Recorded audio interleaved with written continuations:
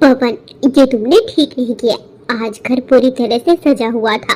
मैंने तुम्हें पहले ही बता रखा था कि आज तुम्हारी शादी है।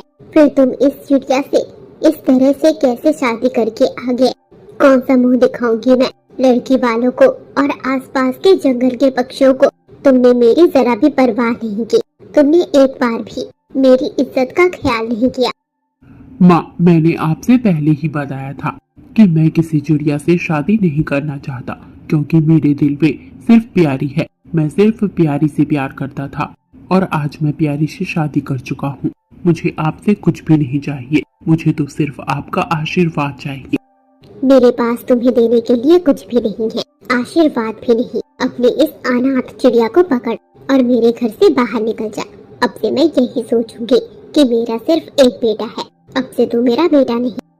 माँ जी, ऐसा बर्ताव मत कीजिए। पवन जी आपसे बहुत प्यार करते हैं। हम दोनों को आपसे कुछ भी नहीं चाहिए। मैं सिर्फ आपके घर पर एक कमरे में कोने में पड़ी रहूंगी।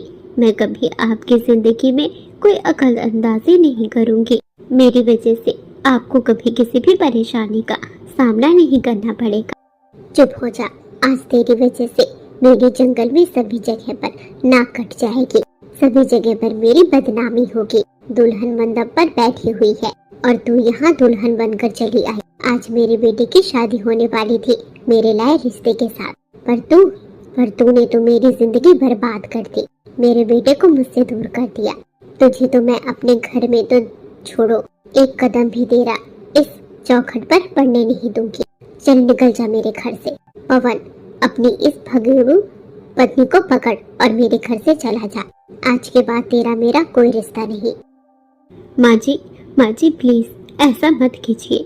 पवन जी आपसे बहुत प्यार करते हैं। वो आपके बिना रहने का सोच भी नहीं सकते। इस तरह से प्यारी चिड़िया कहती है।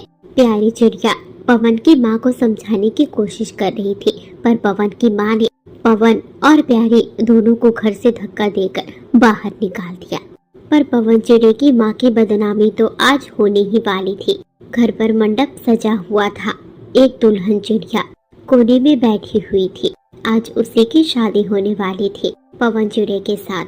पवन चिड़िया की माँ दूसरे कमरे में जाती है जहाँ उसका बेटा समीर था। समीर बेटा, तेरे भाई ने तो मेरी नाक कटवा दी। दुल्हन मंडप पर बैठी हुई है और तेरे भाई ने जाकर उस प्यारी चिड़िया से शादी कर ली।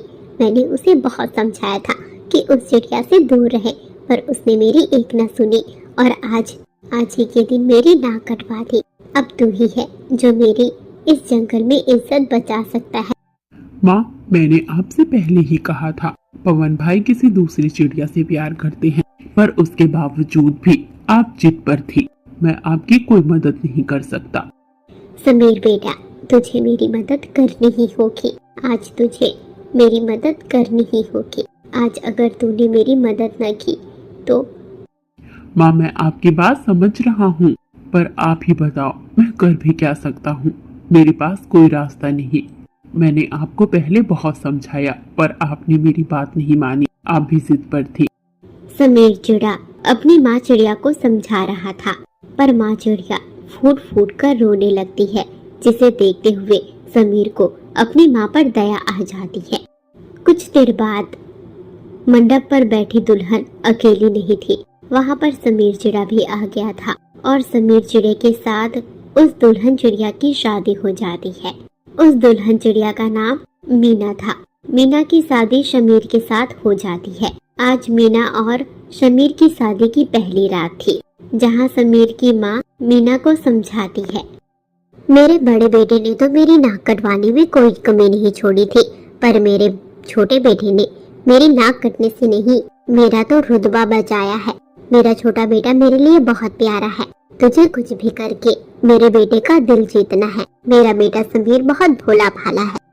इस तरह से माँ चिड़िया अपनी बहू चिड़िया को समझा रही थी। रात के वक्त जब समीर चिड़िया अपनी दुल्हन चिड़िया के साथ था, समीर चिड़िया ने अपनी दुल्हन को एक ऐसी बात बताई जिसे सुनने के बाद दुल्हन चिड़िया की तो पूरी जिंदगी ही बदल जाती है। अगर ऐसी बात थी तो आपने माँ जी को पहले क्यों नहीं बताया? मैं कौन सा आपको जानती थी, या फिर मुझे कौन सा आपसे शादी करनी थी? मैं तो पवन जी को जानती थी, आपको नहीं। ना तुम मेरे भाई पवन को जान सकी ना मुझे जान सकी। अगर पवन को जान ली होती तो तुम्हें पता चल जाता कि मेरे भैया तुमसे नहीं बल्कि किसी और से प्यार करते हैं। मैंने तुम्हें बता दिया है कि मैंने तुमसे शादी क्यों की है और मैं अपने रिश्ते को आगे क्यों नहीं बढ़ा सकता। बस इसके आगे मुझे कुछ भी नहीं कहना। तुम्हें इस घर में किसी भी चीज की कोई कमी नहीं होगी। तुम्हारा ध्यान रखने के लिए मेरी माँ है। बस घर के एक कोने में पड़ी रहो। किसी भी चीज की जरूरत हो तो माँ से कह देना। इस तरह से कहने के बाद समीर चिड़ा रात के वक्त ही उड़ान लगाता हुआ जंगल की ओर निकल जाता है।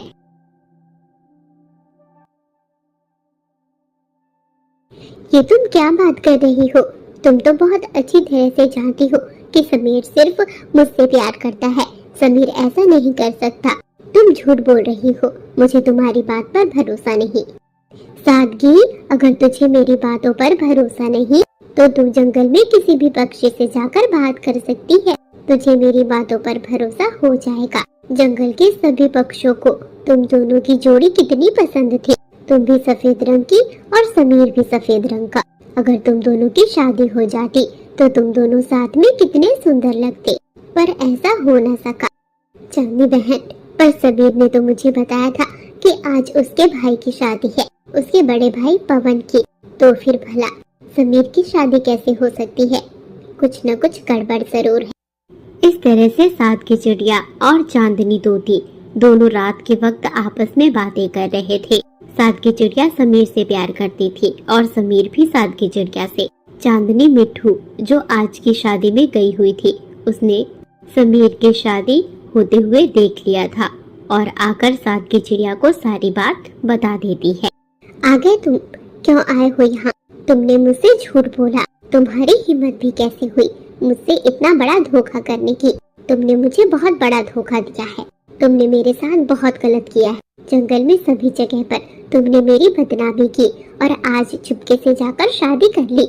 मुझसे झूठ कहा कि तुम्हारे बड़े भैया की शादी। हाँ हाँ समीर, बताओ बताओ सादगी को सारा सच बताओ। आज मैंने खुद तुम्हारी शादी मीना चिड़िया के साथ होते हुए देखी थी।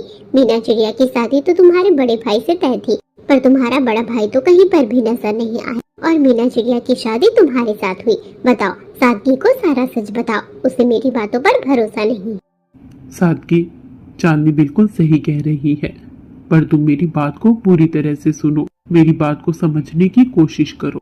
इस तरह से कहने के बाद समीर चिड़ा पवन चिड़े की दूसरी शादी, माँ चिड़िया की जिद और फिर समीर चिड़े को किस तरह से मजबूरी में उस चिड़िया से शादी करनी पड़ी, सारा सच सादगी चिड़िया को बता देता है और यह भी बता देता है कि मीना चिड़िया को समीर ने सारा सच बता दिया है। मीना चिड़िया भी घर पर उदास थी और इधर सादगी समीर दोनों उदास हो जाते हैं।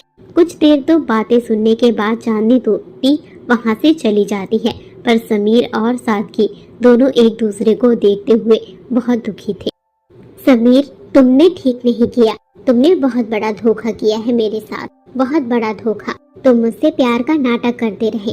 जिस तरह से तुम्हारे भाई ने शादी के लिए मना किया था, उस तरीके से तुम भी तो मना कर सकते थे। तुम्हारे भाई पवन जी ने दूसरी शादी कर ली, मंडप पर दुल्हन को छोड़ दिया और तुमने मुझे छोड़कर उसी दुल्हन से शादी कर ली। तुमने अपनी माँ की इज्जत तो बचा ली, पर मुझे हमेशा हमेशा के लिए खो दिया। आज के बाद तुम मुझसे मिलने कभी मत आना। आज के बाद तुम्हारा और मेरा कोई रिश्ता नहीं। चुप करो सादगी, ऐसी बात मत करो।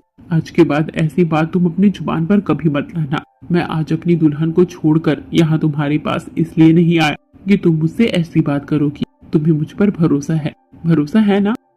नहीं समीर, अब जो भरोसा तुम पर था वह भरोसा टूट चुका है। अब मुझे तुम पर कोई भरोसा नहीं। सादगी, ऐसी बातें मत करो। चलो मेरे साथ चलो। आज ही मैं और तुम ये जंगल छोड़कर हम दोनों दूसरे जंगल चले जाएंगे। मैंने मीना चिड़िया को सारा सच बता दिया है। कल तक जंगल में सभी जगह यह बात पता चल जाएगी कि हम दोनों इस जंगल से भाग चुके हैं। मुझे तुम्हारे साथ अपनी जिंदगी जीनी है और तुम्हें मेरे साथ। पवन भैया को उनका प्यार मिल गया है और मैं अपने प्यार को खोना नहीं चाहता। तुम मेरा साथ दोगी? चलोगी मेरे साथ?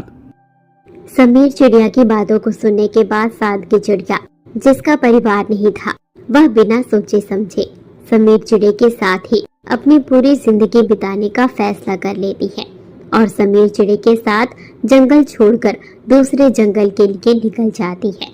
जंगल में सुबह का वक्त हो चुका था। लगभग जंगल में सभी जगह यह बात फैल चुकी थी कि मीना चिड़िया का दूल्हा उसे छोड़कर जा चुका है और मीना चिड़िया भी अपनी माँ को सच बताती है। तुम्हारे बेटे समीर को मुझसे नहीं बल्कि जंगल की सादगी चिड़िया से शादी करनी थी। तुमने जबरदस्ती उसकी शादी मुझसे करवाई। यही कारण है कि तुम्हारा छोटा बेटा भी तुम्हें छोड़कर जा चुका है। तुम हमेशा अपनी जिद पर रहती हो। काश कि तुमने पहले ही अपने बेटों की बात सुन ली होती तो आज इस तरह से मेरी जिंदगी बर्बाद ना होती। भले मंडप पर मेरी शादी ना हुई होती, पर किसी न किसी रोज तो मेरी शादी किसी दूसरे चिड़े के साथ हो ही जाती। तुमने मुझे अधूरे बंधन में बांध दिया। मैं नहीं मानती इस शादी को।